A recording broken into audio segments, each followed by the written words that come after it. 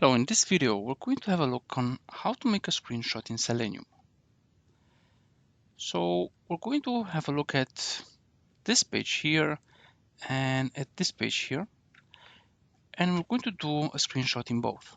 This is actually the first page that we open in our base test, so we don't even need to make any extra get code on our screenshot test. So we can also get started. Let's create a new class, screenshot tests, and this one will of course extend our base test. And here let's create a test, screenshot test, and we're going to mark it with the add test annotation.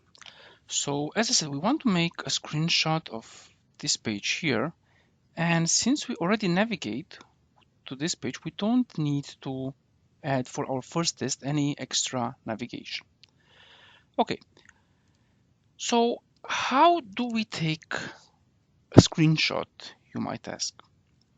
Well, Selenium actually has a utility for that, or a class for that. And I'm going to copy that here. So this class, this part, take screenshot, is what Selenium offers or tries to help us with when taking screenshots. But let's just clear all of these missing inputs. Since I copy pasted it here, we'll need the inputs. So we select it, we can go import class, and Java file IO is selected. Again, we can go to import class. If we don't want to always do this, we can just double click it and press Alt Enter, and it basically does the same thing, and import class. Okay, so that's actually it. If we do this code here, Selenium will take, just make it on one line, Selenium will take a screenshot of the page. But if we want to see the screenshot, we need some extra code here. And what we need, or what we will use, is actually something called file utils from this common IO artifact. I have updated the dependencies, and you will find them already when you open the code from GitHub. And let me just enter the code there, and we'll explain it step by step. So these file utils, let me import them as well. So this is the one which we basically take from this Maven dependency. And what this has, or what we will use from here, is we're going to use this copy file option, and this will take this file here, which is our screenshot, and we'll create a new file and store it under our target. And we're getting here an error, and the reason behind this is where we need to surround, or we need to add an exception here, because it may be that, well, some of the parameters here are empty or are invalid, and they will throw an exception, and we need to catch that exception here. So if we run this test,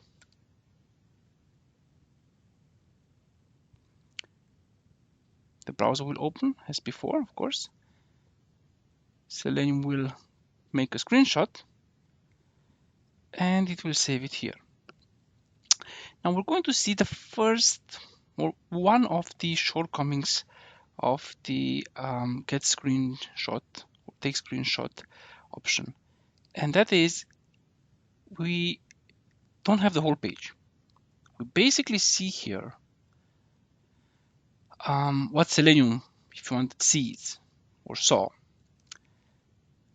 And there are a couple of ways to go around that.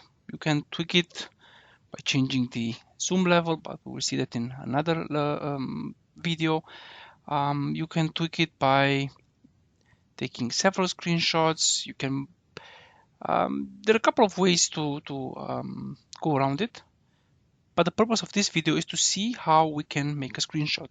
And this is right here. This is all that you actually need. Well, actually, this is the code that you need to take a screenshot. Let me add the comments as always. So take screenshot, and here we're going to save the file to our code. And to show you that this will work nicely if all the elements are on the page, make navigate to the page, and then we'll just copy this code here and save. Oops. Save another file to our code. So let's make driver get, and we can go to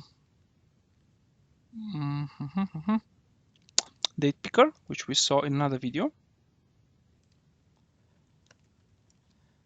And well, of course, we need to take the screenshot again. Okay, take screenshot. We can just actually copy this from here. Make it file number 2. And file number 2. And in target, we put main page 2.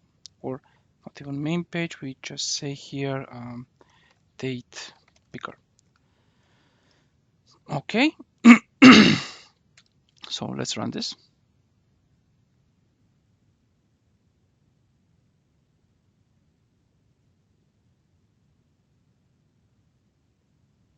So we open the page, maximize. Now Selenium makes a screenshot, and we should have now 2 screenshots here.